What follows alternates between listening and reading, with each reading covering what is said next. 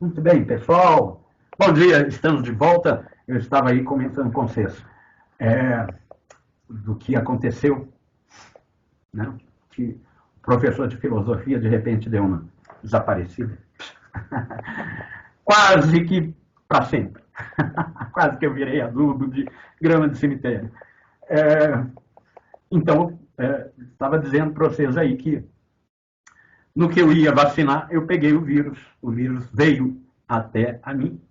E é esse o perigo, né? Por mais cuidados que nós estejamos tomando para evitar, temos que lembrar que o vírus, ele digamos assim, ele tem um caráter social. Ele está em todo lugar, ele está né, nas pessoas. Às vezes elas ainda não estão manifestando sintoma e não sabem.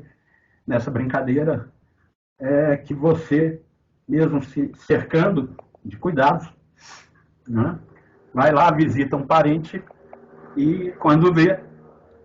E aí o que aconteceu, né? A família da minha esposa toda internou, mas todo mundo ali ficou mais ou menos tranquilo. Foi só o irmão dela que ficou mais um tempinho.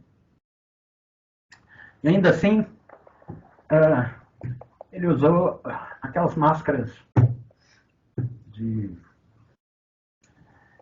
respiração, que é tipo um balão. Tem um negócio me chamando a atenção, mas eu não sei onde é que é. Bom, e minha esposa ficou o quê? Acho que alguns dias. Só que eu... Sabe aquela brincadeira dos palitinhos? Você vai tirando os palitinhos, aí alguém tira o palitinho quebrado. Fui eu. O Metallica tem uma música que chama Shortest Straw, daquele disco Injustice for All, que aliás é o melhor disco deles. E aliás também é o disco mais mal gravado da história. Engraçado, mas é o melhor dos casos. Shortest Straw fala exatamente disso, a coisinha do palitinho. Tirando o palitinho, vamos lá, todo mundo. Aí alguém vai lá, puxa o palitinho quebrado. Esse aí foi o sorteado. É tipo roleta russa, né? Você dá aquela geradinha no tambor e ó. Saiu. Aí lá fui eu.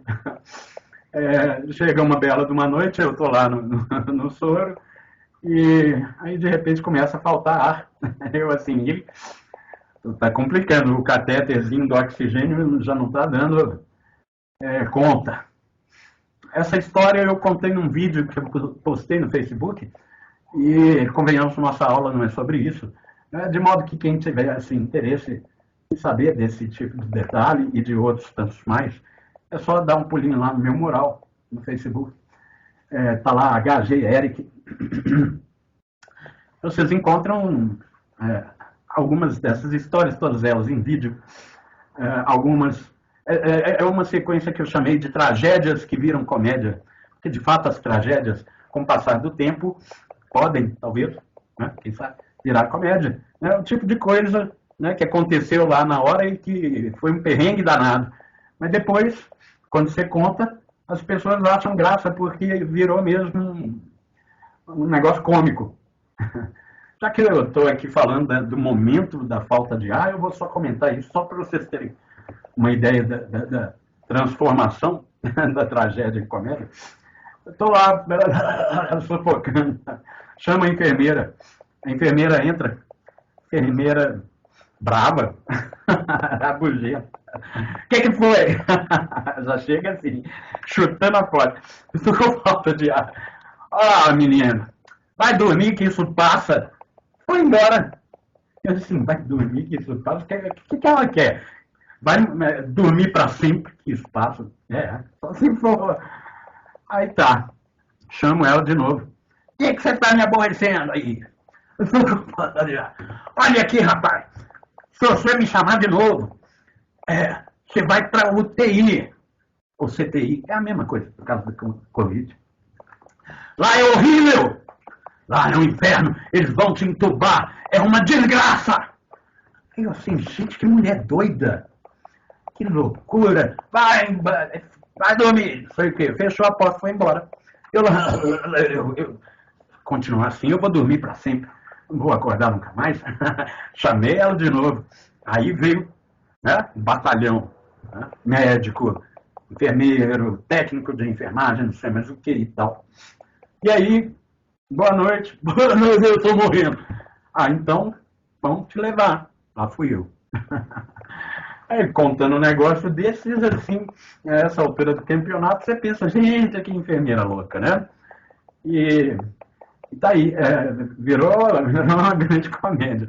Imaginem vocês, enfermeira, uma profissional do cuidado, né, com o paciente, que está lá, no meu caso, estava morrendo. Fala, Saulo. A mulher tá trabalhando lá, hein? Possível. Oh, cara, eu não sei. Eu. Pois é.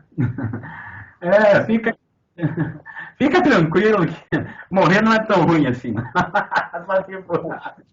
Faz não. Pelo amor de Deus. A bem da verdade, morrer não é o problema. O problema é a forma. Pô, tô sufocando sem ar aqui, isso não é muito agradável. Convenhamos, prefiro morrer de outra forma. Pena que não dá para escolher, né? Quer dizer, até dá de vez em quando, né? Se você tiver, sei lá, uma oportunidade, normalmente não tem, né?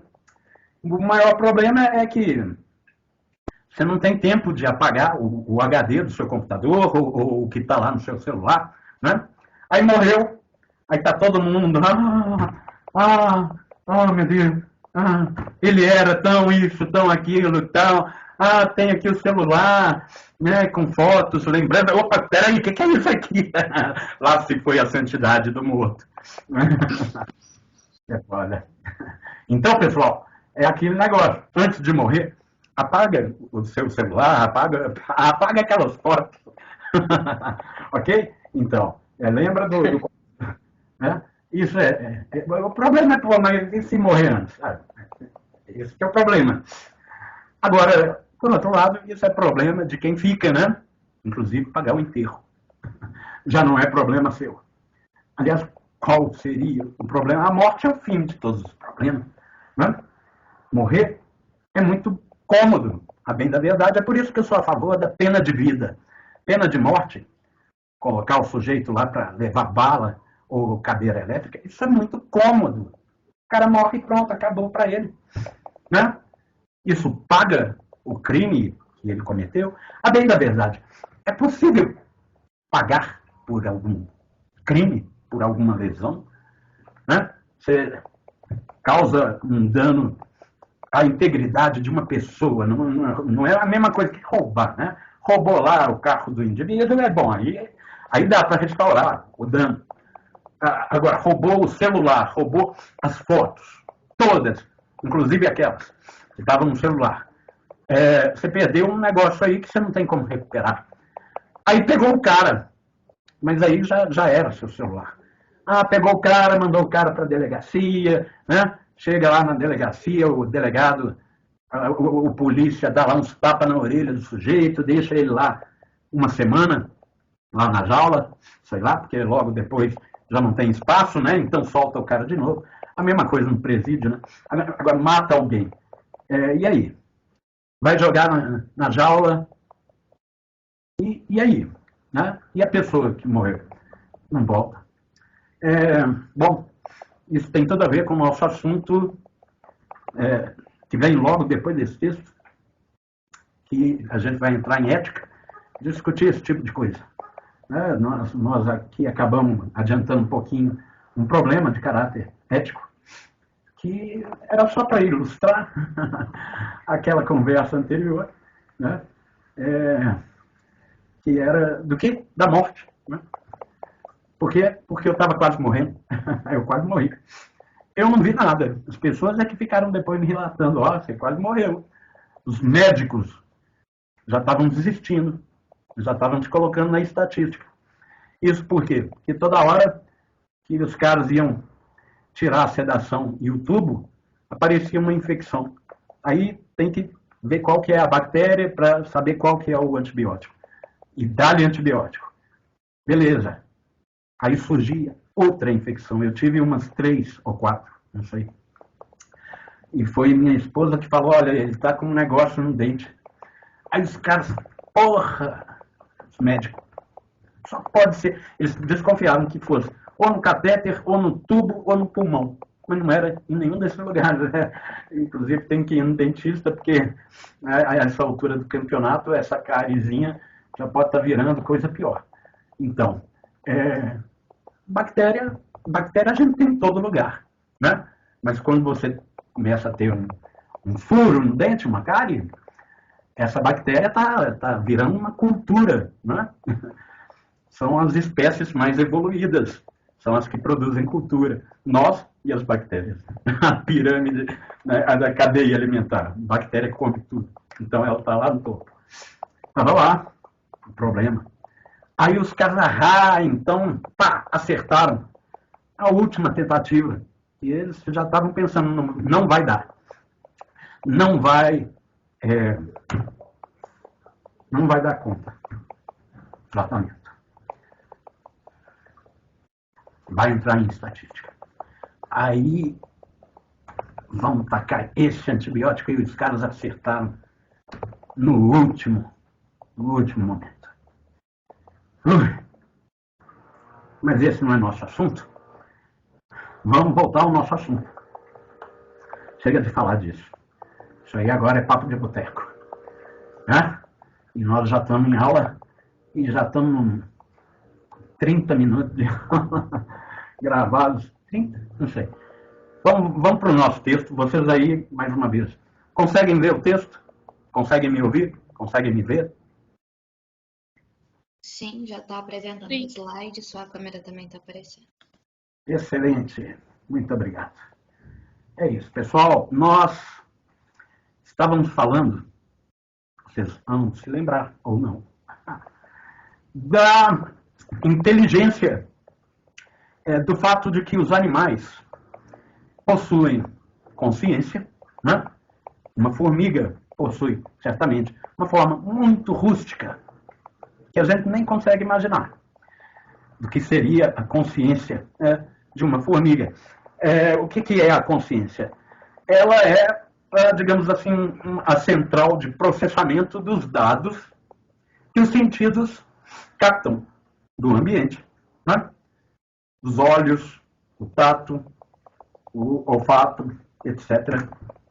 Estão aí pescando, né? Dados, informação. Essa informação vai para a consciência, vai para a mente, para a subjetividade. Chega lá, a gente, né, processa essas coisas de tal modo que produzimos associações. Né? Quer dizer, eu sinto um cheirinho de, sei lá, um guisado. Opa, já consigo associar essas coisas com o ambiente, né, de modo que eu sei que está vindo mais ou menos lá da cozinha, não da minha, deve ser da vizinha.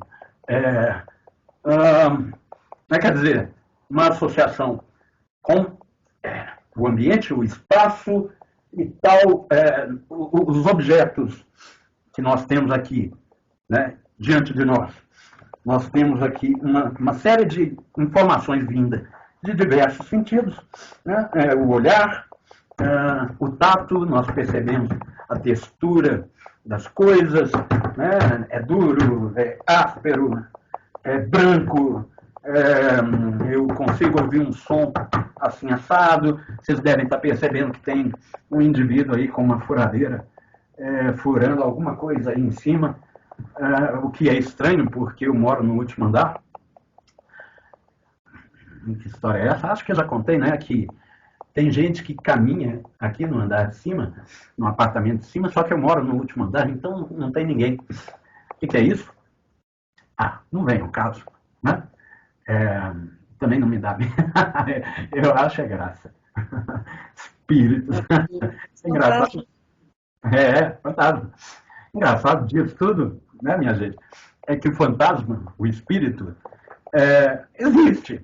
O que ele é? A mente, a subjetividade, a consciência e aquela, digamos assim, parte da mente que ainda não é consciente, que o Freud chamava de inconsciente, mas que vem, às vezes, fornecendo ali a consciência algumas coisas, tais como sonhos, né?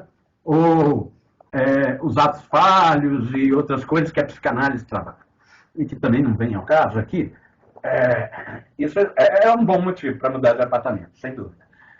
O outro bom motivo é que aqui a gente não tem elevador e tem 2 convalescentes.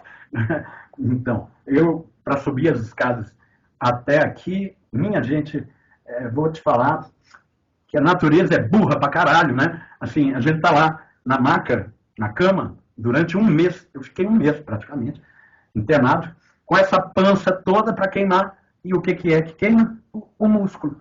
Você perde massa muscular. E aí, para sair depois do hospital com essa barriga que não queimou nada, só queimou a musculatura da perna e dos braços, eu não conseguia ficar em pé. Eu não conseguia ter equilíbrio. Olha que loucura, gente. Atrofia mesmo. A gente fica totalmente vulnerável. É uma merda. E lá vamos começar a fisioterapia. E dá-lhe fisioterapia. E agora eu consigo caminhar sem usar aqueles negócios que aqui a gente chama de andador. É tipo, sabe, você segura um negócio como se fosse uma bengala, né? Para se apoiar. E aí nos 3 primeiros dias eu usei aquilo. Mas aí a partir disso minhas pernas foram ficando boas. Mas ainda é complicado subir as escadas. Tudo isso por quê? Porque tem espíritos andando aqui em cima.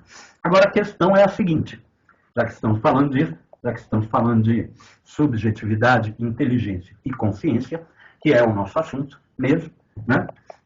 Eu havia dito que espíritos, de fato, existem, mas eles não são fantasmas, tais como nós tendemos a pensar, né? Que é uma consciência sem corpo, né? Flutuando no éter. O fantasma, né? É mais ou menos isso. Alguém que não tem corpo, mas tá ali, vendo a gente, andando no andar de cima.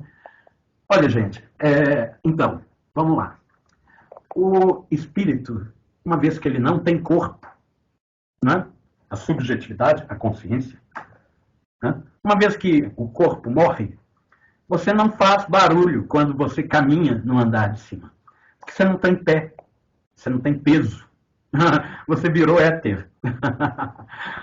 E cá entre nós, você também não escuta, porque você não tem mais ouvidos.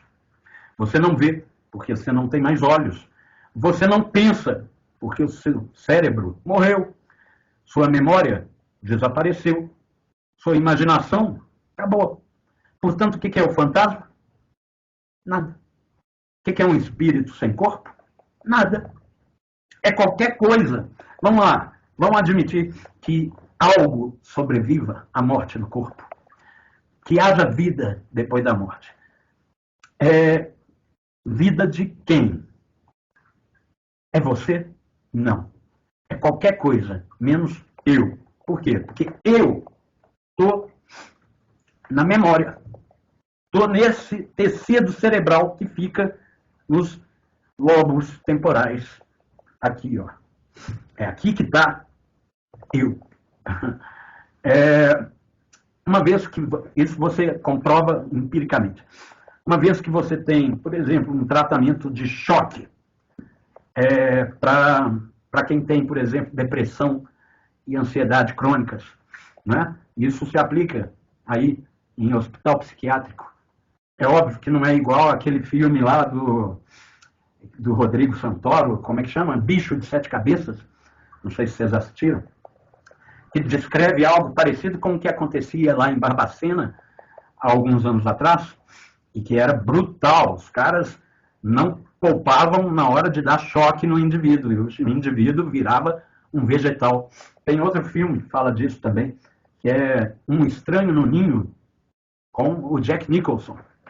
Assistam. E depois que vocês assistirem, eu acho que deve ter no YouTube ou em qualquer lugar desse, Um Estranho no Ninho. Vocês me digam, quem é o estranho no ninho? O ninho é o hospício, onde estão os malucos lá. A história é de um cara que é um bandido, né, um larápio, ladrão. Ele se faz de louco para não ir para a cadeia. Aí eles mandam ele para o hospício e ele acha ótimo, porque lá no hospício, né, eu dou um jeito, eu vou fugir e tal. Só que quando ele chega no hospício, né, em Barbacena, ele descobre uma nova forma de presídio que, a bem da verdade, não é muito melhor do que estar na cadeia. Eventualmente, é pior. Bom, eu não vou contar o que acontece, né? Mas lá tem algumas cenas que mostram isso. O pessoal que é tratado com eletrochoque. O eletrochoque, ele ocorre exatamente aqui. Os caras colocam o negócio aqui, assim, ó. Exatamente ali onde você tem, na região cerebral, responsável pela memória. E aí você pode observar que a pessoa, e a pessoa também observa isso, ela vai se tornando esquecida das coisas. E quanto mais choque, mais esquecida. Alzheimer também é uma prova empírica de que a minha alma, o meu espírito, está aqui, ó. O Alzheimer, ele causa uma degeneração do cérebro e atinge, em especial, a memória. E à medida em que a pessoa vai se tornando, os dementes também, mesma coisa. À medida em que o sujeito vai se tornando esquecido, ele vai se esquecendo dele.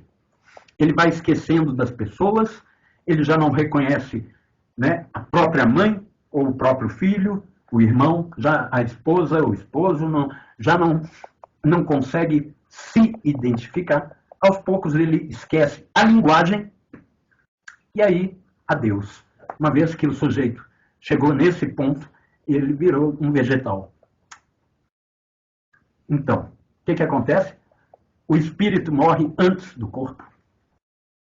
Né? A alma, a subjetividade, o ego, a consciência. Consciência o sujeito ainda mantém, mas é uma consciência que já não processa as informações. Né? Elas chegam lá e aos pouquinhos aquilo ali deixa de fazer qualquer sentido, até porque, convenhamos, o sujeito tem demência ou Alzheimer, ele tende a entrar num estágio de coma bem aos poucos até morrer. Né?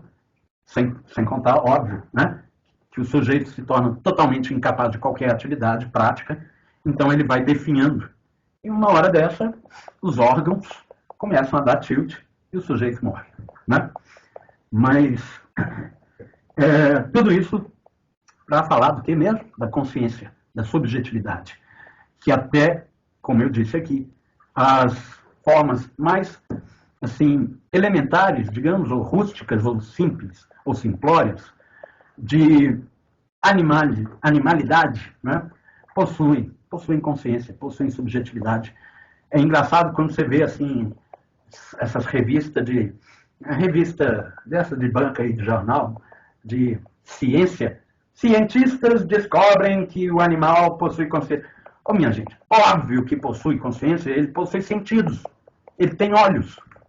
Se o animal, né, é animado, ou seja, se ele tem ânimo, se ele caminha, ele se movimenta, ele tem que ter algum aparato, né, que faça com que ele, digamos assim, mapeie o ambiente, né, de modo a poder se deslocar e tal. Então ele processa essa informação.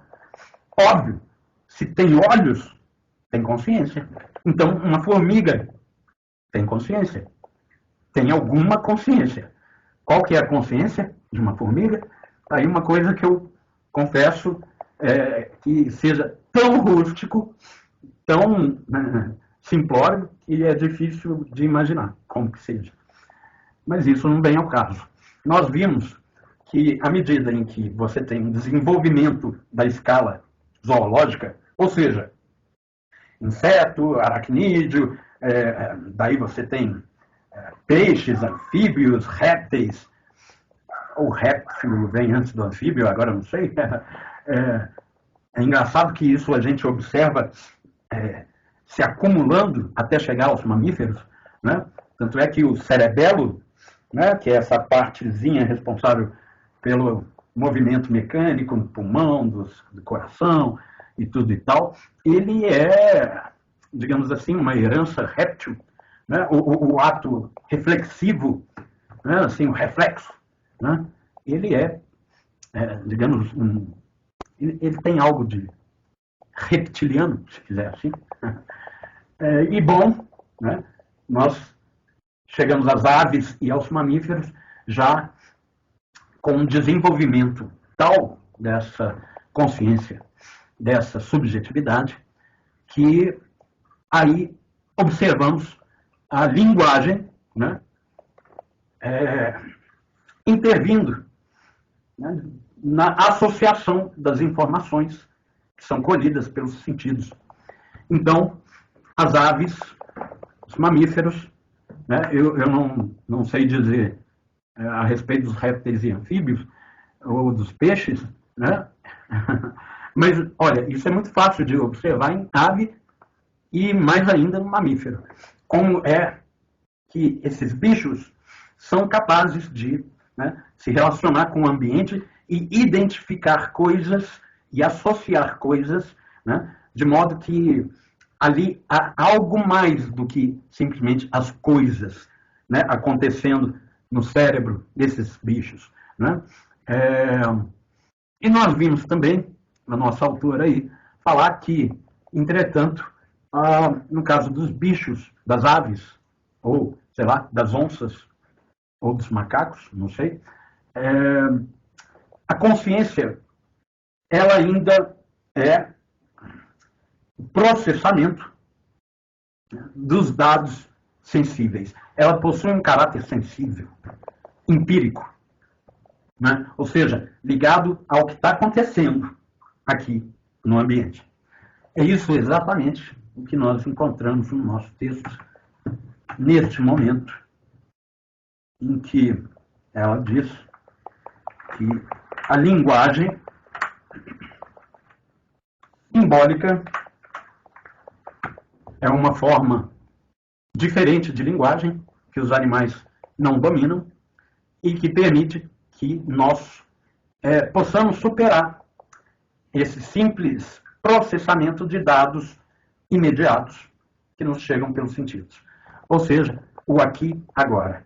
Nós conseguimos superar o aqui agora graças à memória e à imaginação e à linguagem, que é justamente, digamos assim, a ferramenta, né, com que a memória e a imaginação trabalham, né, com símbolos. Os animais não reconhecem símbolos, eles reconhecem índices. O índice, ou o indício, né, ele é um signo, né, ele é algo que aponta para outra coisa. Isso é natural. Viu fumaça? Você sabe que tem fogo, né? Então a onça está lá na mata, sentiu o cheiro de fumaça, ela não fica ali não, ela vaza. Ela já sabe que a fumaça é o índice, ou seja, indica que tem coisa queimando e ela não vai ficar assistindo. Ela não é boba. Né? Ela vai sair fora. Mas ela não fica pensando, né? Nossa, a floresta vai queimar, né? Vou chamar aqui os bombeiros. Ela não fica projetando o futuro, o que vai acontecer. Ela só sabe que o negócio é vazar, é sair fora dali. E ela sai. E o cachorro, né? Você está passeando com o seu cachorro, ele faz um pipizinho ali no poste. Aí outro sujeito com outro cachorro, aí o cachorro chega lá, sente o cheiro, eles se comunicam por meio dos cheiros. Todo mundo que tem cachorro, gato, já percebeu, né, que o olfato é, digamos assim, um sentido essencial na experiência desses bichos, né? E aí, pelo olfato, pelo cheiro, o cachorro sabe que ele está lidando ali com algum outro cachorro maior que ele, né? E que tem, digamos assim, maior legitimidade em reivindicar aquele poste, ou não. Ou então, isso aqui é um pincher, né? Eu vou dar aqui a minha marquinha, aí ele borrifa lá também, para esse pincherzinho saber que esse poste aqui é meu, Por quê? Porque ele é um cachorrão muito mais foda que um pincher. Então, aí depois o pincher passa lá de novo e, opa, eu não vou encarar não. Deixa o poste para esse outro aí, porque, percebe? Eles reconhecem o indício, né? Eles sabem com quem eles estão lidando, simplesmente porque aquele cheiro ali indica para ele que ali o dono, o novo dono do poste, né, tem mais legitimidade, ou seja, tem força, né, para reivindicar a propriedade. Isso é interessante porque força, propriedade, tudo isso eu espero que a gente tenha tempo de discutir depois do nosso assunto sobre ética, porque vai ser o nosso assunto. Isso, óbvio, não a propriedade do cachorro sobre o poste, mas a propriedade privada dos meios de produção da vida humana. E que é também uma fonte inesgotável de problemas de caráter não só ético, mas de outros. Enfim. A linguagem simbólica, ela não é natural. Não é como ver fumaça ou sentir cheiro. Percebe que o índice ele tem um caráter material, natural. O símbolo não. O símbolo ele é fantasmagórico, ele é espiritual, ele não é material. Por exemplo, a palavra, qualquer palavra, é um símbolo, né? Você fala aí carro, você sabe do que eu estou falando quando eu falo carro, né? Eu não preciso pegar o carro e colocar na sua frente para que você saiba que é disso aqui que eu estou falando, olha aqui, ó. Você não precisa. Por que não precisa? Porque vocês aí conhecem e dominam o português. O que é o português? A língua portuguesa. É uma convenção. Nós inventamos essa convenção. A convenção é um acordo feito entre os indivíduos. Esse acordo, né, é o que permite com que eu diga carro e vocês aí sabem do que eu estou falando, né? Então, o símbolo, ele além de ser espiritual, ele não tem nada de material, ele é convencional, ele é arbitrário. Tanto é arbitrário que eu poderia dizer car, drive my car, que nem os Beatles, né? Ou eu poderia estar falando de outra coisa, eu poderia estar falando do carrinho do supermercado, né? Eu falei aqui de cachorro, eu poderia falar cão ao invés de cachorro. E quando eu estou falando em cachorro ou cão, e se eu estivesse falando do cão chupando manga? Percebem que o símbolo, o caráter arbitrário e convencional, faz com que ele tenha uma elasticidade, né? Que ele permita uma série de significados distintos, né? Às vezes para o mesmo símbolo. Eu podia estar falando do cão danado, né? Eu não estou falando de um bicho, né, quadrúpedezinho desses que anda na coleira fazendo xixi em poste. Estou falando de outra coisa. Estou falando daquele que fica lá te visitando na UTI falando, opa, tá afim de um jazz? Vamos comigo. Aí você está entubado, assim, falando, agora não, meu amigo. Quase que eu fui para lá. Claro que eu ia para lá. Bom, lá onde? Eu ia virar adubo de grama de cemitério, isso que eu ia virar. Existe vida depois da morte? Existe. Da grama, do verme, da bactéria. Existe bastante vida depois da sua morte. Menos você. Eu, o ego, isso que é o que interessa, né? Existe eu depois da morte? Existe vida depois da morte. Eu, bom, pode ser que sim. Aonde? Nas coisas que você deixou. E que as pessoas hão de cultivar. Sua memória. Aquilo que você realizou. Eu virei história. Eu virei, né, memória na cabeça das pessoas. Eventualmente, eu estarei lá no museu ou na biblioteca em algum lugar desses que a gente cultiva todos aqueles que, né, vieram antes de nós e que fizeram com que nós estivéssemos aqui agora. Graças a esse cultivo, dessa memória, desse eu, que agora existe em bibliotecas e museus, é que nós, por exemplo, podemos dizer, sei lá, eu gosto mais do molejo do que dos Beatles. What the fuck, man? Do que você está falando? Eu gosto mais dos Beatles do que do molejo, na verdade. Mas alguém pode me dizer, não, mas o molejo é mais animado. Beatles é aquela música de gente que, né, fica caindo chuva na cabeça o dia inteiro, né, em inglês. Os caras são ingleses, então é chuva o tempo inteiro. E aí tem aquele clima meio, às vezes, melancólico e tal. Deixa a gente meio introspectivo, né? Quanto molejo é pura expressão, oba, né? Pura alegria. Então, enfim, né? Por quê? Por que tudo isso? Porque lá atrás, nesse caso é mais ou menos isso, né, Laura? Convenhamos que esse esfíncter aí, cada um tem o seu, mas ele, é isso que eu quero chamar a atenção, não é muito diferente do outro, não é? Se você já comeu um, você pode comer outro, quem sabe? Você já sabe como que faz. Então, puta que pariu, que aula é essa? É a aula de um velho senil que teve Covid aí, foda-se. Então, né, eu posso. Nasci no milênio passado, tá? Então, vamos lá.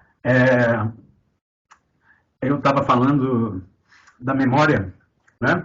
Eu estava falando do molejo. O sujeito gosta do molejo porque há todo um desenvolvimento disso que nós chamamos de música e que chega ao indivíduo, né?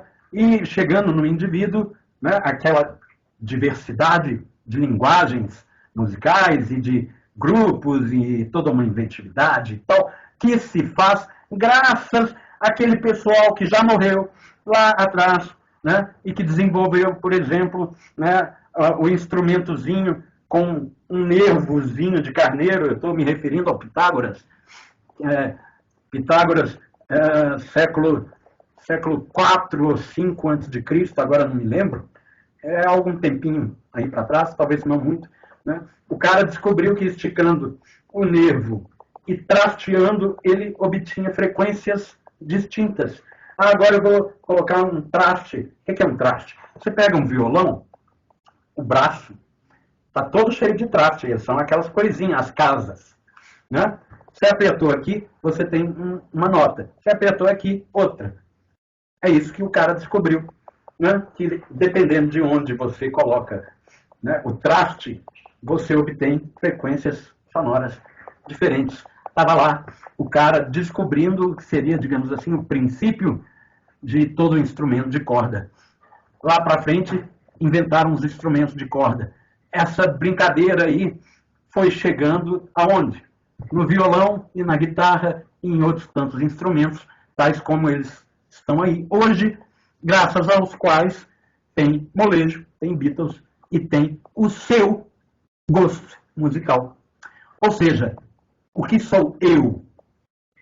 Eu sou tudo aquilo que veio antes de mim. Eu sou o resultado da sociedade ao longo da história. Eu sou toda a humanidade sintetizada aqui num indivíduo, assim como vocês também são. Nós somos a singularidade, a individualidade, essa coisa única que é o indivíduo e que é também toda a universalidade da sociedade e da história, né, concentradas em nós. Né? Percebam, eu sou um ponto numa rede. Essa rede de eus, que nós chamamos de sociedade e história. A bem da verdade, o eu é um produto da sociedade, na medida em que a linguagem é um produto social. Não existe uma linguagem que não seja para se comunicar com outra pessoa. Então não existe linguagem individual, isolada, produto de um indivíduo, porque ela não comunica com outra pessoa, ela não serve para porra nenhuma. Ah, não, mas eu criei aqui um código secreto para escrever meu querido diário e tal. Bom, tá, tudo bem. Mas você fez isso a partir da linguagem que você já conhece, né? Você codificou aquilo que você conhece. Eu acredito que seja a partir do português, mas eventualmente alguém aí mais conhece alguma coisa do espanhol, do inglês, do alemão, do japonês, ou sei lá, do chinês, né? Nós tínhamos aqui entre nós um queridíssimo aluno, o Brandon. E o Brandon, ele me ensinava os símbolos, agora não sei se japonês ou chinês, aqueles hieróglifos engraçados, né? Casinha e tal, risquinho e tudo, que são símbolos também que se aproximam de ícones. Eu havia falado do índice, falei do símbolo, e tem o ícone. Isso que está aí na telinha do seu celular é o ícone. O ícone, ele aponta para um significado, né? Não imediatamente, mas já com alguma mediação, né? Tem a casinha, tem a lixeirinha. A lixeirinha é um ótimo ícone, porque você sabe imediatamente que ali é onde você jogou aquela foto, aquele documento que você já não quer mais, não precisa mais, mandou apagar. Aí lembrou, não, mas peraí, aquela foto, a bem da verdade, ela é bacana, deixa eu resgatar, e você vai na lixeirinha, ela ainda está lá, né? Então, o ícone, ele aponta para o que ele significa, não imediatamente, tanto que a casinha não aponta para um lar, exatamente, quando você abre lá o seu, sei lá, navegador, Opera ou Firefox, ou qualquer outro, né? Chrome, tem lá o desenho da casinha, você aperta lá, você não vai exatamente para uma casa, mas é aquela página inicial de onde você parte, de onde você começa, digamos assim, é o lar, né? É o habitat do qual você começa a sua navegação. O símbolo, ele não aponta para coisa nenhuma, porque ele é totalmente arbitrário, né? E é isso que você codifica depois, né, na hora de escrever seu querido diário para ninguém mais entender. Se alguém faz isso, aliás, deixa eu dar uma dica aqui, é muito fácil decifrar códigos simples, tais como eu vou trocar a letra E por este desenho aqui, um triângulo. Tá? Se alguém faz esse tipo de coisa, de escrever em código, trocando as letras por desenhos, saibam que é muito fácil decifrar. Eu já vou dar essa dica aqui, né? Qual que é a letra que mais aparece na língua portuguesa? É o A, depois é o E, e aí você reconhece quando determinada letra é um D ou um S, ou por quê? Porque você tem ali, né, o N ou O, porque você tem essas palavrinhas simples, tipo de, não, se, do, da, né? A partir dessas coisinhas você já vai pegando, ó, agora eu já sei que aqui é tal letra, aqui, né, você começa pelas vogais e por aí vai. Então, se é para codificar alguma coisa, serão mais criativos. Tem que ter mais de um símbolo, às vezes, para uma mesma letra, que também é um símbolo, né? Para que continuar nesse assunto? Vamos voltar aqui à nossa questão. Eu dizia, o símbolo, ele então, né? Cão. Do que eu estou falando? Posso estar falando de muitas coisas. Posso estar falando do cachorrozinho, posso estar falando de um sujeito ou uma situação que a gente chama, né, cão chupando manga. Ou seja, eu lá na UTI do hospital, né, morrendo lá, é o cão chupando manga. Ou seja, uma situação desagradável. Ou estou falando do capeta. É o cão danado. Percebem? Do que eu estou falando quando eu falo cão? Só tem um jeito de saber, pegando o contexto, né? Eu posso, eventualmente, substituir a palavra cão por cachorro. Ou, no caso lá do cão danado, eu posso falar diabo. Ou então, o cão chupando manga é a desgraça de estar lá na situação ruim, treta, né? Ou estou falando do cachorrinho, né? Estou falando do, sei lá, Como é que é nome de cachorro? Tanto tempo que eu não tenho cachorro que... Então tá, gato. Estou falando da Isozoira, que é a minha gata egípcia. Isis. Quando eu falo Isis, estou falando da Isis, minha gatinha, ou estou falando da deusa egípcia? Né? Aquela com delineadores nos olhos, uma verdadeira gata. Gatos são produtos dos egípcios. Né? Isso é interessante, né? Cães, gatos, cavalos, vacas, porcos, esses bichos todos são humanos, em certa forma, domesticados. Eles não estão por aí na natureza. Né? Isso é interessante porque nós havíamos dito antes que nós somos produto da história e da sociedade. Portanto, nós somos aquilo que fazemos de nós. Né? Toda a nossa questão, no final das contas, é o que fazer daquilo que foi feito de nós. Né? O que fazer de nós mesmos. Né? É essa a nossa questão, no final das contas. E, bom, tudo ao nosso redor, incluindo os gatos, é natureza humana. Né? Natureza tornada humanizada. Basta olhar aí para os lados. Estou vendo uma árvorezinha lá fora. Foi alguém que plantou. Não foi a natureza que... Eis-me aqui a natureza. Tá, e tal. Não, mas o sol é natural. O sol é natural. Agora o buraco na camada de ozônio aí que nos protegia do câncer de pele, esse buraco na atmosfera aí já não é tão natural assim, né? E sei lá, tem gente que manda lixo para o sol, tem a NASA, projeta lá o satélite, e está cheio de satélite aí agora, ao redor do planeta. Né? A maioria desses satélites já não funciona mais. Eventualmente tem uns com um dispositivozinho de mandar o satélite sair da órbita do planeta, que ele virou lixo. Eventualmente, esse satélitezinho aí vai para o cinturão de asteroides, ou ele vai cair lá no Sol, que vai atraindo ele. O pessoal que lida com energia nuclear pensava isso. O que é que nós vamos fazer com o lixo nuclear? O plutônio, que resulta aí do urânio, do qual eles aquecem a água e faz girar a turbina. No final das contas, a energia nuclear é um princípio muito simples.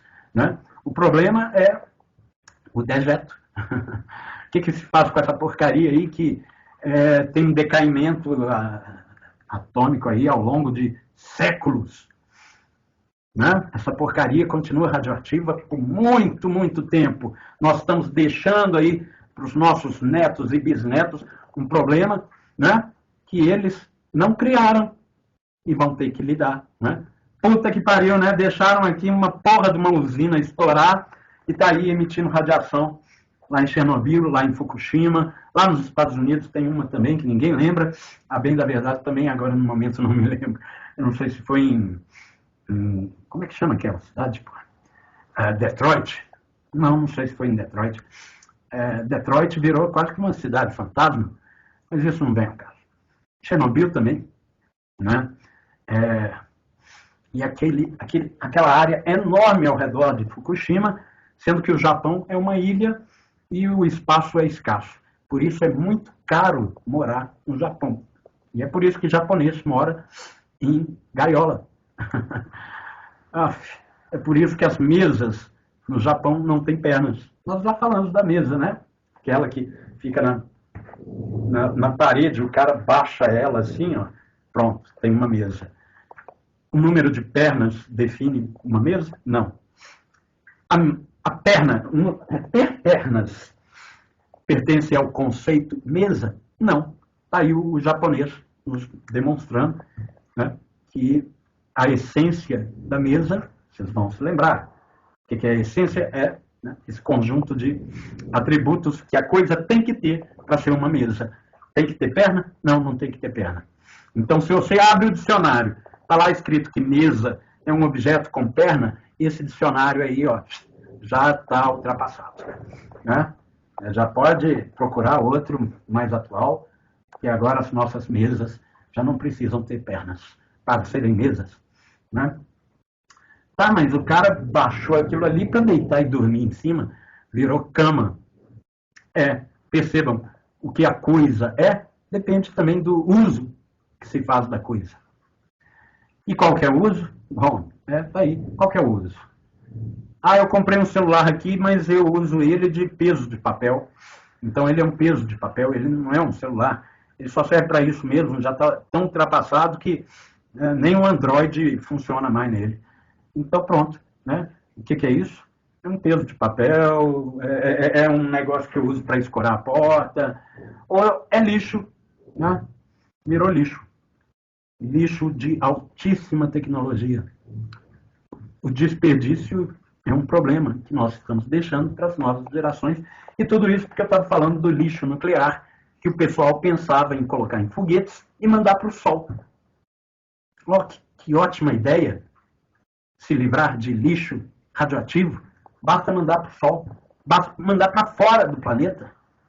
O problema é que, às vezes, você manda um foguete e ele não consegue sair da atmosfera, porque sair da atmosfera implica, entre outras coisas, em bastante atrito e, eventualmente, o foguete estoura.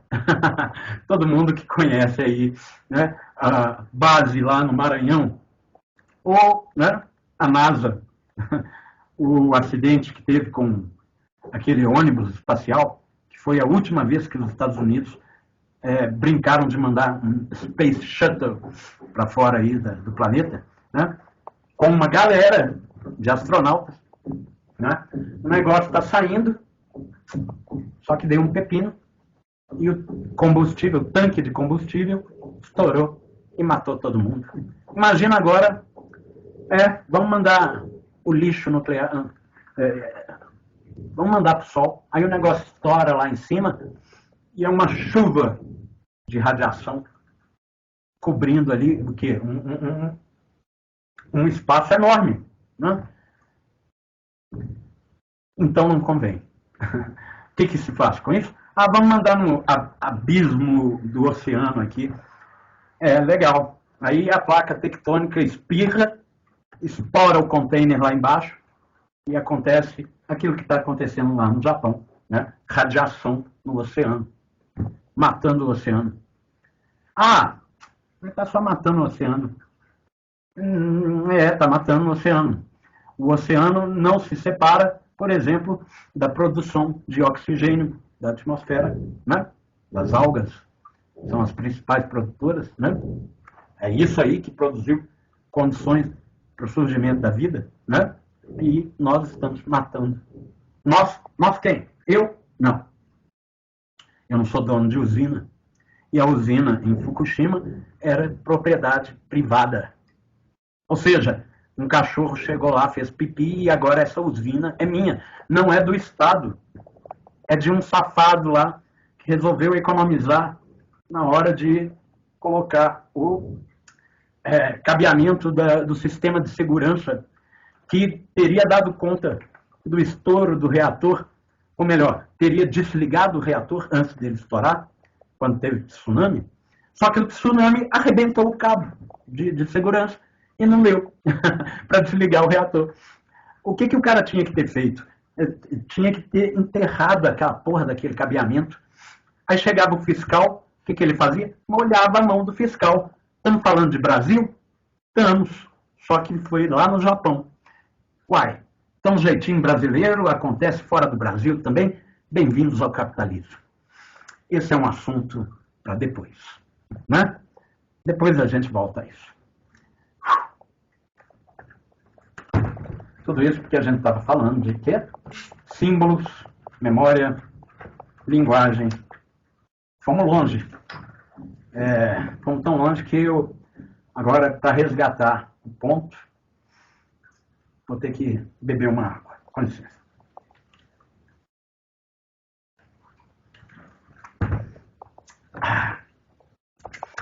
Falando de criptografia. Vamos fazer assim. Vamos ao texto. Ele que é a nossa âncora, e ele que é o nosso norte, ele que vai nos nortear durante as aulas, e é por isso que ele está aberto aqui. o caráter abstrato da inteligência humana, né? Do que elas estão falando? Do fato de que a consciência humana, ela não lida simplesmente com aquilo que os sentidos trazem a nós. Portanto, a nossa consciência, ela já não é mais simplesmente sensível como dos animais. Os animais estão o tempo inteiro ligados ao aqui e agora. Qual que é o problema? É que o aqui, agora, já não é aqui. Agora, deixou de ser agora. Já não é agora. Agora é outra coisa. Percebem? A vivência do aqui, agora, ela é muito limitada. E, no entanto, graças à linguagem simbólica, nós projetamos, por meio da memória e da imaginação, né, coisas que não estão aqui e não estão agora aqui. Tal como eu falei lá atrás, o carro. Ah, eu estou com um Alfa Romeo aqui, ó, na garagem, etc. Né? Eu não preciso ir lá na garagem com a câmera para mostrar para você lá o Alfa Romeo aí, ó. Não, né? Todo mundo já deve ter visto. Se não viu, chega lá no Google, digita Alfa Romeo e aparece aquele carrinho que é, a bem da verdade, da Fiat. A Fiat comprou o Alfa Romeo. Pronto. A Alfa Romeo que fazia carro para a Fórmula 1. Esse era os bons tempos do Alfa Romeo. Hoje a Alfa Romeo é um carrinho como qualquer outro. Eu preciso mostrar o que é um carro? Não, né? Eu estou aqui falando de uma coisa que não está aqui agora, né? E vocês conseguem imaginar, graças à linguagem, graças ao símbolo. Então, estávamos ali no nosso texto, mostrando justamente que a linguagem nos permite transcender o presente. Nós podemos resgatar o que já aconteceu e nós podemos, olha lá, que interessante, projetar a ação futura. E por que isso é importante? Porque é graças a isso que nós damos intenção, finalidade à nossa ação. Lembrem-se do Cortella falando lá atrás que o que distingue a atividade humana da atividade animal é que nós pensamos o que nós vamos fazer antes de fazer. A abelha não está pensando em geometria euclidiana e tal na hora de fazer a colmeia, né? A aranha também não está pensando lá, eu vou passar a linha aqui, vou fazer um bordado assim assado, né? Esses bichos, um gato também não está pensando em nada, né? Eu vou aqui afiar as minhas garras porque assistir lá o filme do Wolverine e eu quero, né, dar um jeitinho em quem borrifou, né, xixi aqui no meu canto. Né? Então, os gatos não estão pensando em se vingar quando o outro gato toma conta lá do espaço dele. A mesma coisa com o cachorro. Né? É claro, o bicho sente o cheiro, ele identifica, ó, tem alguém na área. Mas ele não fica pensando, eu vou pegar esse cara. Né? Eu vou afiar as minhas unhas aqui e tal, vou fazer técnica vocal para latir mais alto, né, e causar medo. O bicho não está pensando nisso. Os bichos não ficam projetando intenção, né, finalidade. Nós, sim, nós damos finalidade ao que nós fazemos. Nós pensamos, eu vou fazer, não sei, eu vou fazer aqui um chá. Pronto, eu juntei lá a água, uma operação simples, que envolve bastante projeção, né?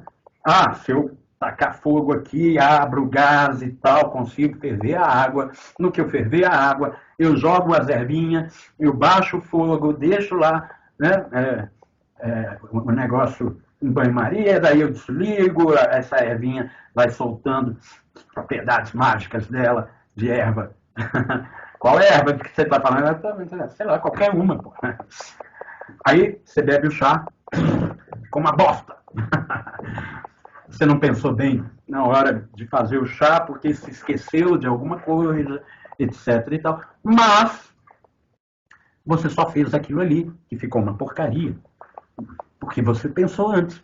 Você deu uma finalidade à sua ação. E no que você fez e ficou uma porcaria, a sua prática está ensinando a sua teoria. Olha, você se esqueceu de pensar uma coisa aqui, ó. Né? Percebe? O trânsito entre coisa e ideia. Nós havíamos dito lá atrás o que é o ser humano. O ser humano é um trânsito entre sujeito, objeto, indivíduo e sociedade, né? Atividade e finalidade. Uma série de coisas, uma série de, digamos assim, categorias. Né? Categoria da subjetividade, da objetividade, do indivíduo, da sociedade, da atividade, do pensamento, da consciência, da coisa. E essas categorias se enredam umas nas outras. E esse enredamento é o quê? Uma agindo sobre a outra retroagindo, e o fato de ter uma terceira faz com que essa primeira haja de forma mais determinante sobre aquela outra e sobre a terceira também. Percebe? Então, é tudo uma rede, né, de elementos, né, se codeterminando, pesando aqui e ali e tal, e você ali no meio, né, intervindo. Né? Ah, eu pensei aqui em tal coisa, vou fazer, eu quero fazer não sei o quê, e lá vai você, né, externalizar um processo, né, que vai se desdobrar, porque ele vai agir, né, sobre todos esses elementos e vai, eventualmente, chegar em outra pessoa, ou em outras pessoas. E é aí é que entra o nosso assunto sobre ética, porque se aquilo que partiu de você chegou no outro, tem que ver de que modo, né, isso chega no outro. Se chegar no outro de forma a, sei lá, acrescentar, a enriquecer o outro, nós dizemos que foi bom, que foi legal, foi bacana, opa, que massa, ah, esse filme, nossa, joia, divertido, não sei mais o que. Agora, se o negócio chega de forma, digamos assim, agressiva ou que atenta contra a integridade física ou mental do indivíduo, é porque não foi bom, foi ruim, foi mal, foi deletério, foi babaca, foi horrível, foi escroto, foi... Aí a gente tem vários adjetivos, né, para dizer o que é bom e o que é mal. Ética, então, tem a ver com isso. Mas eu estou falando disso para que vocês percebam como que nós partimos, né, da questão. Quem sou eu? Nós estamos vendo aqui que eu sou, né, sociedade e história, que eu sou o resultado de muitos eus e que nós só somos eu e cada vez mais eu sou eu e logo a mim coube ser eu, né, graças ao outro eu ali em todo lugar. Né? E é aí que, nessa relação toda, nós chegamos eventualmente a alguns problemas de convivência. É isso que vai nos levar à nossa discussão sobre ética. Né? Então, vamos lá. A minha atividade, a finalidade que eu dou, né? A minha ação, a minha atitude, reverbera, chega nos outros e tal, e eis nós aqui, eis o que é ser humano. Ai, ai. E, bom, ética é um domínio, digamos, é um âmbito, é um aspecto disso que é ser humano, ser gente. Né? Então tem tudo a ver com projeção de finalidades para ação. Né? A sua atitude é uma boa atitude, é uma má atitude, nós julgamos a atitude, a intenção, a finalidade, o pensamento dos outros. Ah, não julgueis para não ser julgado. Como é que é? Você julga então que julgar é mal? Então você não vai julgar? Você está julgando. A gente julga o tempo todo. A gente vai voltar a falar sobre isso. E julgar nem sempre é julgar mal. Né? Quando eu digo, porra, aquele cara é massa, aquele sujeito é doido, é do caralho, gente boa, sangue bem. Eu estou julgando. Eu estou julgando bem. Por quê? Porque é um sujeito que age de forma interessante, enriquecedora, né? É uma pessoa que te, de algum modo, complementa, né? Você vê ali nascer e surgir uma amizade, de repente, né? Nem que seja virtual. Você, às vezes, nunca viu o sujeito na sua frente, mas você conheceu no Facebook. Acontece, né? Nós temos amigos aí que nós temos de relações, né, eletrônicas, informáticas. Isso é muito interessante, né? Mostra que nós temos hoje, porque há 10 anos atrás não tinha, né? Há 15 anos atrás não tinha. Nós temos hoje, finalmente, uma experiência histórica em que a humanidade inteira está em contato e se reconhece, finalmente, como um gênero, né? O gênero humano. Não estou falando de ideologia de gênero, estou falando de gênero, a espécie humana. Nós somos mais que espécie, nós somos o gênero humano. Não estou falando de gênero sexual, estou falando, né? Vocês já entenderam. Isso não acontecia. E, aliás, como nós vamos ver em ética, ainda temos problemas nesse reconhecimento.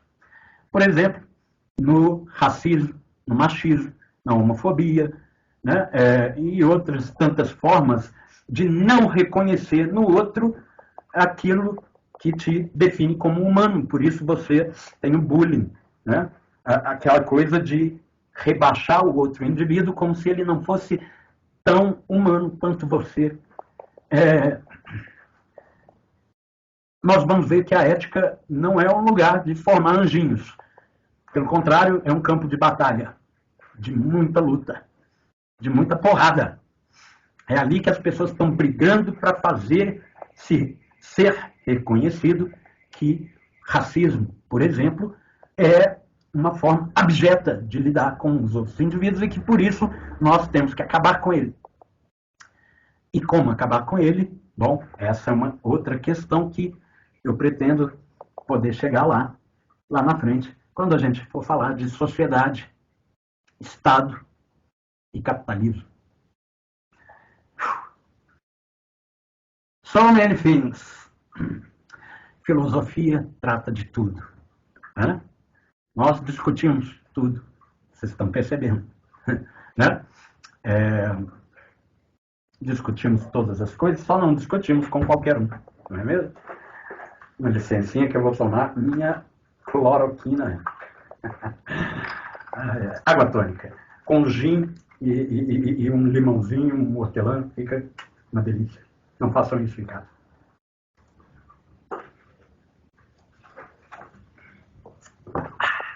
Oh yeah! Minha voz voltou. Desculpa. Então, percebam, nossa experiência adquire um caráter abstrato, nossa inteligência ou nossa consciência, porque nós abstraímos do aqui e agora, nós superamos o aqui e agora, nós vamos ao passado, nós desenhamos o futuro, nós lidamos com gente e com coisas que já não existem ou que ainda não existem, né? E que nós vamos, quem sabe, criar por meio da nossa ação. A ação, a atividade humana tem, assim, digamos, um aspecto essencial. Ela é criativa. Alguém pode, de repente, lembrar... eu estou lembrando quando você falava de consciência mítica, antropomorfismo, projetar, né, a capacidade humana, os aspectos da vida humana na natureza e tal. Quer dizer que o trabalho cria, o trabalho é criativo e que o fruto do trabalho é criação. O que você está querendo dizer com isso? Ora, para bom entendedor, meio pingo, né? Não é bem isso que nós queremos discutir aqui, né? Ou pelo menos não agora.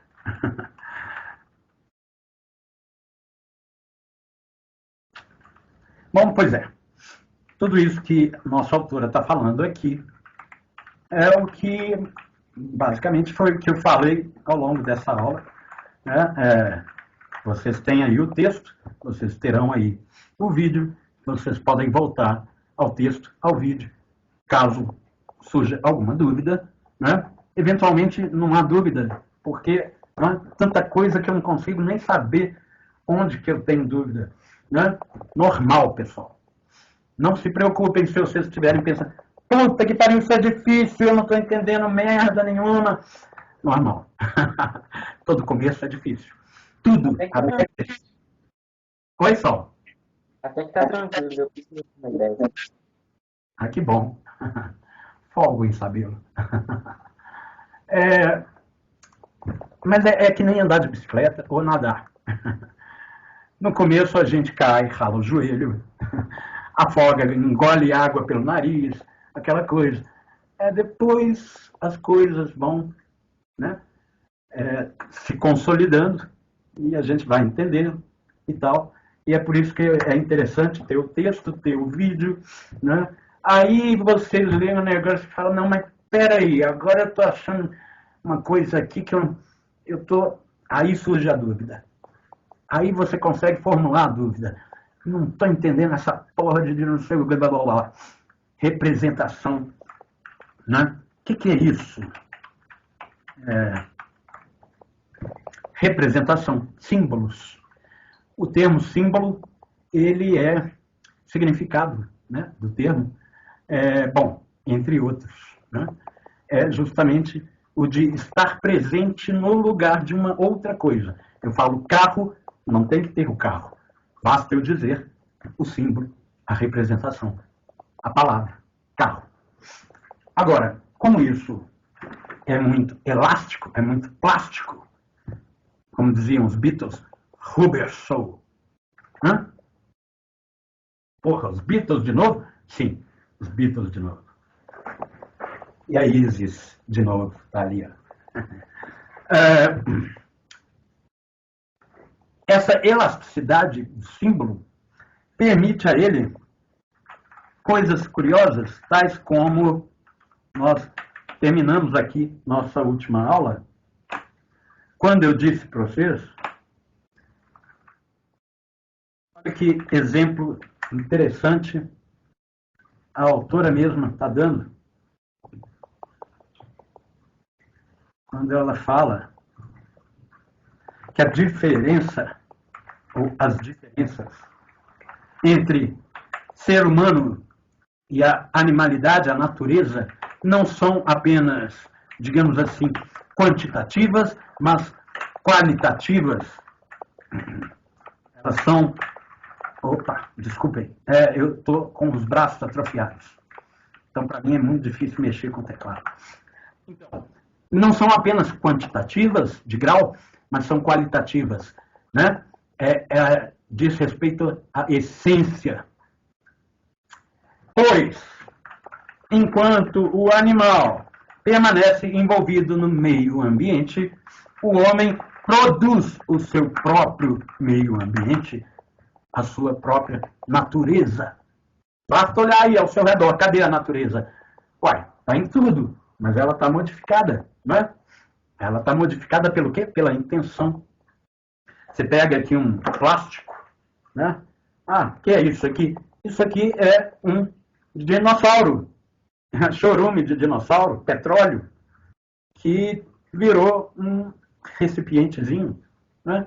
Isso aqui é um dinossauro humanizado, né?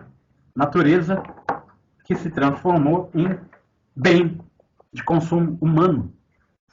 E é preciso, desde que Adão e Eva morderam lá o fruto da razão, né? E de repente a natureza não está aí dada a nós. Aí, toma aí o recipiente, toma aí a sua Coca-Cola, a sua câmera, seu celular. Não, tudo isso aí agora deve ser criação. Vejam, mas não era disso que eu queria, não era isso que eu queria chamar a atenção. Eu queria chamar a atenção para o fato de que nossa autora usa esse símbolo, essa palavra, natureza, aqui no sentido de essência, de qualidade. Ela usa o mesmo símbolo aqui, só que o significado não é nem essência, nem qualidade. Aqui o significado é outro. apesar do símbolo ser o mesmo. A elasticidade do símbolo é tal que o significado do símbolo não está no símbolo. Está onde? No contexto. Né?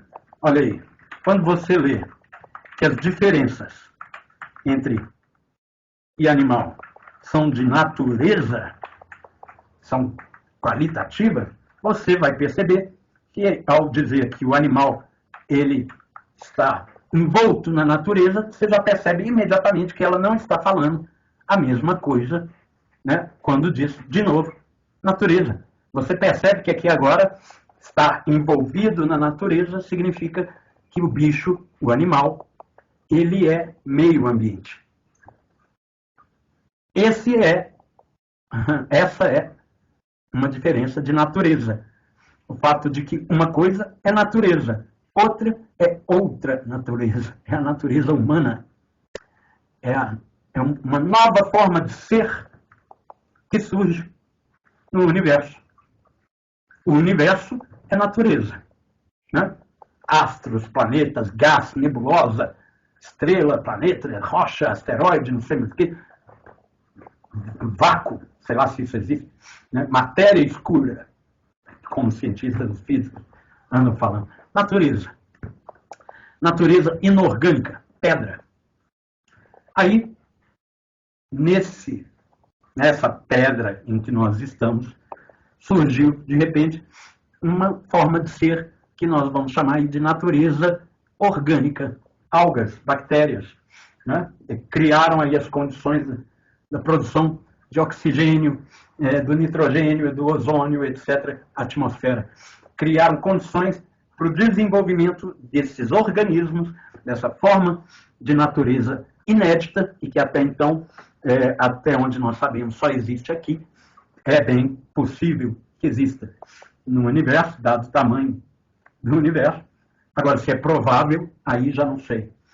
Por quê? Porque são muitos os elementos em rede, né, que interviram para fazer surgir aquela sopa primordial de bactéria que deu em alga, que deu em atmosfera e que deu em peixe, deu em anfíbio, réptil e cá estamos.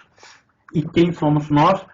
Uma outra forma de ser que não se confunde nem com a pedra, nem com a bactéria, ou o peixe, ou o anfíbio, ou sei lá o quê. Né? Nós somos algo inédito, uma terceira forma de ser. O que é a realidade?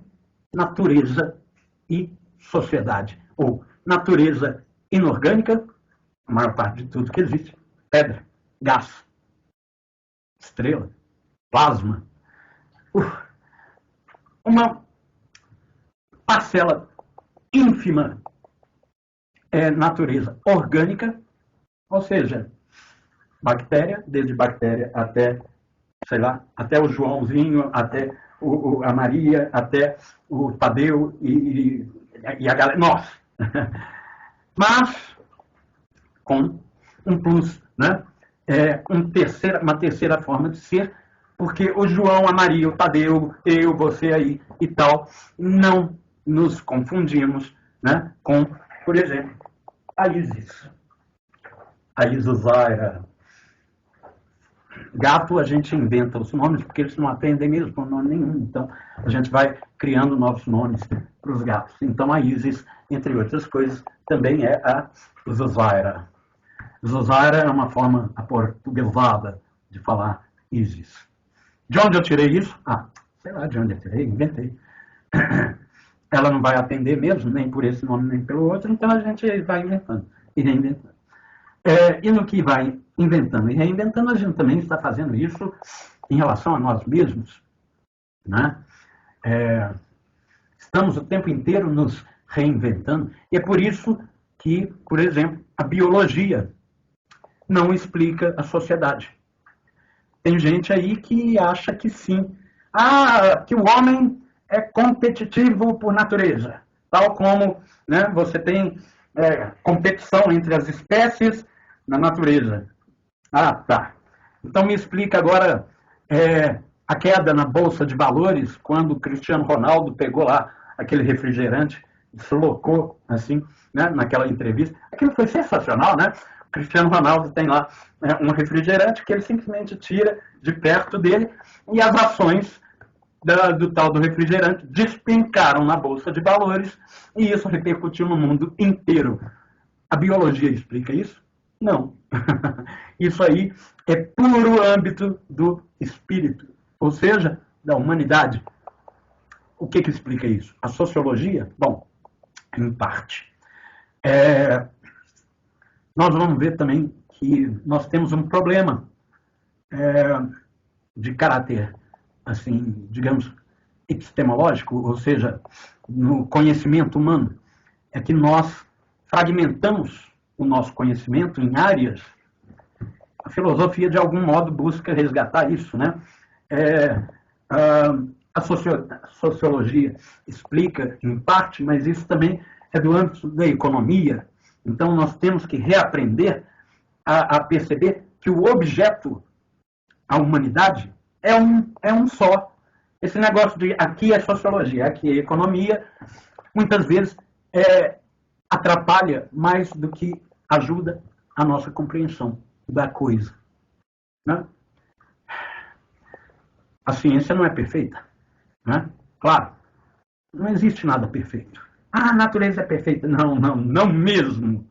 A natureza tanto é imperfeita que, por exemplo, ao invés de queimar essa banha toda aqui, né, enquanto eu estava lá na maca, na cama, o que queimou? Massa muscular. Pô, a natureza é burra pra caralho. Tem nada de perfeição. Ah, mas o beija-flor pega, tá polinizando, não sei o que, com a florzinha, o mutualismo entre as espécies. Muito legal. Chega a parecer perfeito. Acontece que isso aí só aconteceu porque muitas espécies de florzinha e de beija-flor desapareceram nessa brincadeira até que, de repente, aconteceu o mutualismo, elas se encaixaram, se adaptaram, se adequaram uma à outra, e uma se tornou o meio ambiente da outra, porque, afinal de contas, o que são os bichos, se não parte do meio ambiente também. Né? Somos também parte do meio ambiente dos bichos, assim como eles são parte do nosso meio ambiente. A diferença é que nós intervimos e recriamos o meio ambiente. Né? E nós temos feito, eu quero dizer, né, a humanidade tem chegado a um ponto em que o meio ambiente está se tornando tóxico, não só para os bichos, para nós também.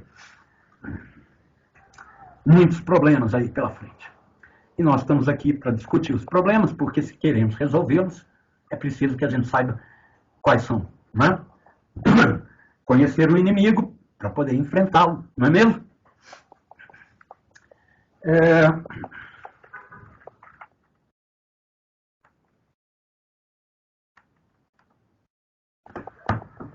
Temos 15 minutos.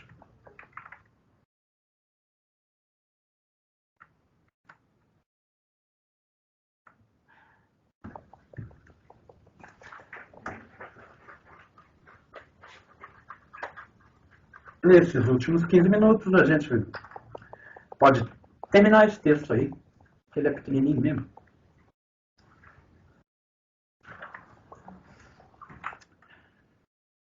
Será que a gente consegue? Na verdade, acho que sim, porque aqui o conteúdo, ele, na maior parte, já foi visto no texto do Cortella. Aqui, ela fala do trabalho, vejam lá. A vantagem, na verdade, desse texto é que ele é muito mais direto do que o do Cortella. Olha aí. Ação transformadora dirigida por finalidades postas conscientemente à atividade. Né? A partir do que nós respondemos. Esse termo é interessante. Nós reagimos à realidade. Nós não somos apenas aquilo que foi feito de nós. Porque o que é o animal, senão aquilo que foi feito dele? Por meio do que? Da ação do ambiente sobre ele. Nós também somos resultado daquilo que o nosso ambiente, tanto natural quanto social e histórico, né, exerce. A influência que se exerce sobre nós, né, resulta nisso que nós somos. E não há nenhum mal nisso, na influência, em sofrer influência de alguém. Não há nada de errado, exceto quando é má influência, óbvio. Mas nós reagimos, nós respondemos. Então, nossa questão não é simplesmente o que foi feito de nós, mas o que faremos disso que é feito e que foi feito de nós, né? Ou seja, o que faremos de nós é o que nós seremos a partir, né, do que vamos fazer. A questão é quem seremos, quem faremos ser nós mesmos, né?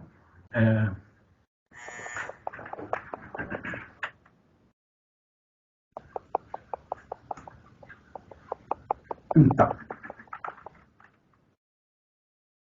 ela diz uma coisa interessante. Vamos falar bem rapidamente disso. A ação não é solitária, mas social. Já falamos disso, né? E é aí exatamente que entra as questões éticas. Vejam, a ação humana, ela é não solitária, ela é solidária, ela possui solidez. E essa solidez vem do fato de que o que eu faço de mim e do que está por aí, é sempre algo mediado pela sociedade. Eu só faço o que eu faço, eu só sou quem eu sou, porque eu sou um ser social.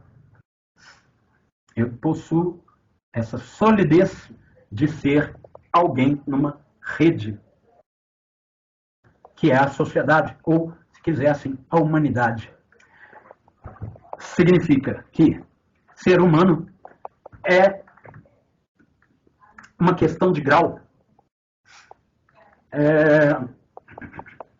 No seguinte sentido, é um gradiente de determinações que vão desde o singular ao universal. O singular é o indivíduo.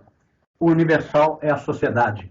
O que é o humano, indivíduo e sociedade?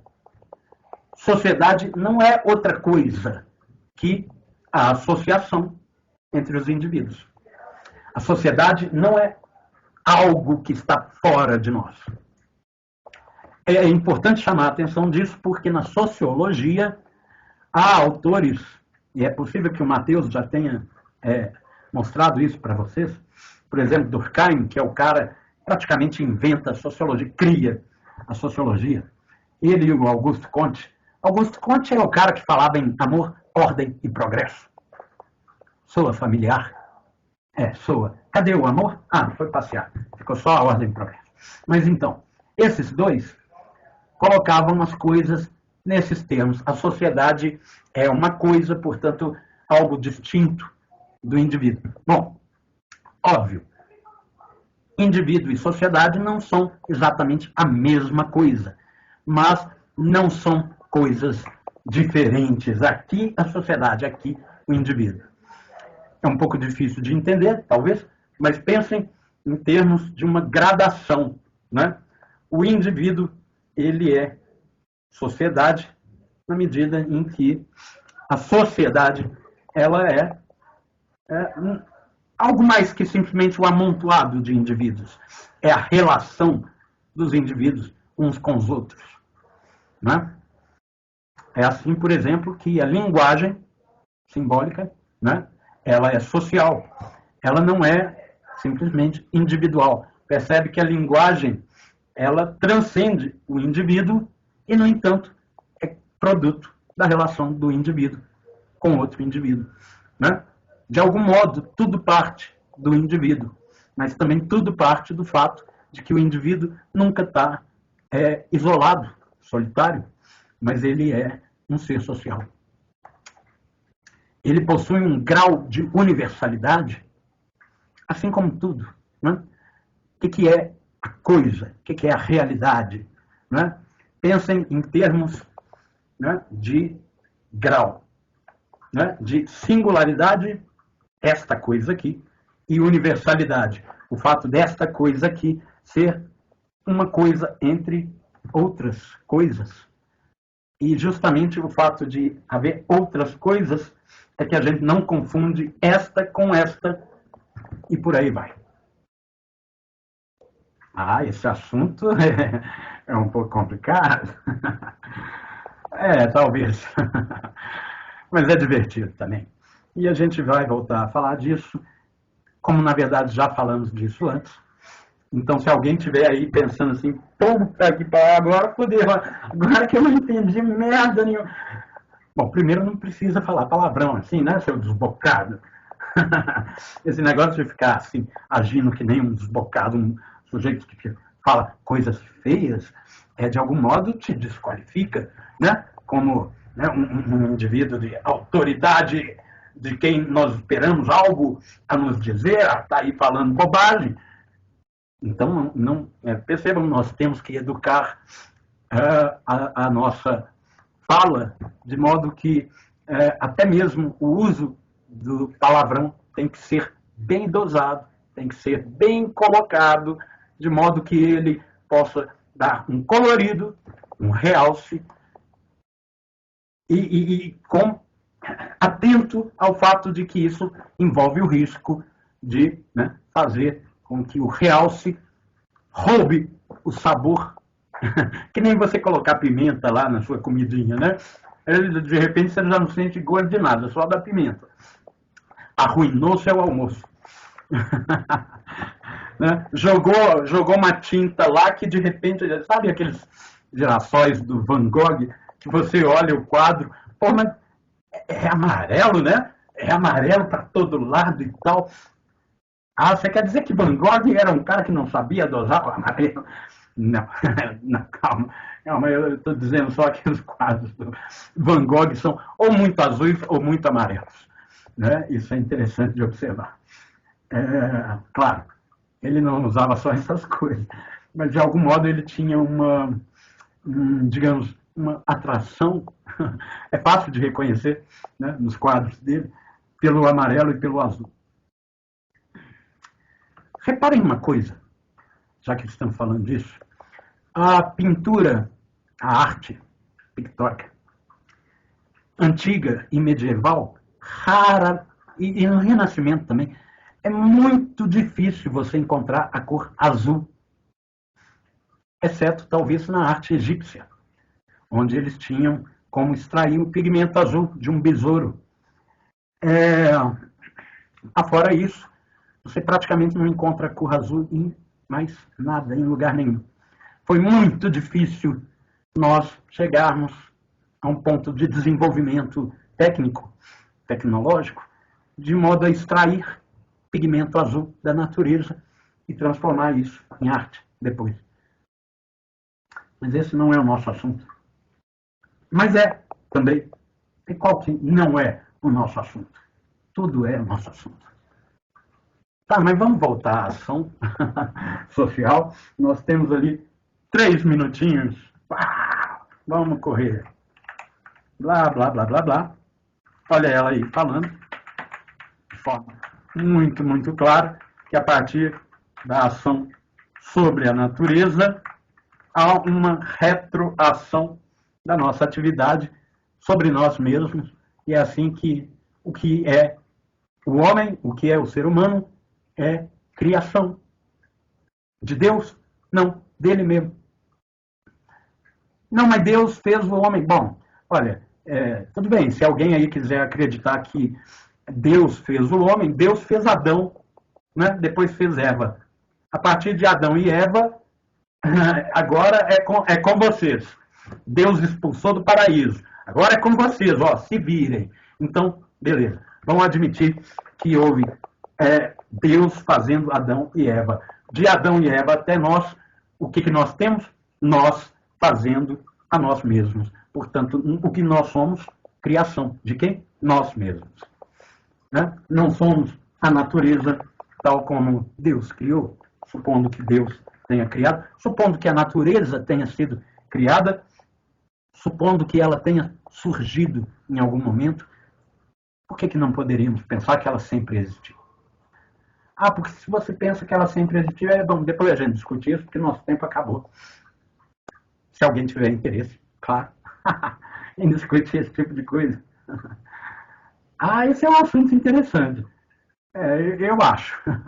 Eu acho todos os assuntos, em alguma medida, interessantes. É por isso que eu fui fazer filosofia, porque de algum modo eu posso meter o bedelho em vários assuntos. Oh, minha gente, pois é, infelizmente nosso tempo se esgotou, não é isso? Meio-dia e 25, é isso. Então nós temos que terminar por aqui. De modo que eu agradeço a presença de vocês, agradeço o carinho de vocês, desejo aí uma ótima semana para todo mundo, né? Nosso vídeo vai estar aí no mural daqui a pouquinho, para quem quiser reassistir. O texto está lá no nosso arquivo. E estou aí no chat também, caso alguém queira me mandar aí alguma dúvida, alguma pergunta, etc. É claro, eu não fico o dia todo aqui, mas uma hora eu entro e respondo vocês. Combinado, né, pessoal?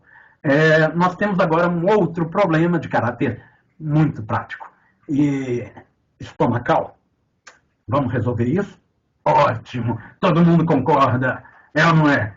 Tem alguém aí que ousa discordar de mim? Não. Ótimo! Beleza, sextou. Vamos rangar, que o almoço clama por ser devorado. Um grande abraço, pessoal. Muito obrigado. Vamos ficar por aqui. Um grande abraço, Sol. Tchau, professor. Valeu, Maria Eduarda. Bom resto de semana para você e bom fim de semana também. Muito obrigado para você também. Estou encerrando a gravação, pessoal. Ficamos por aí. Continuamos daqui 2 semanas, não é? Acho que sim.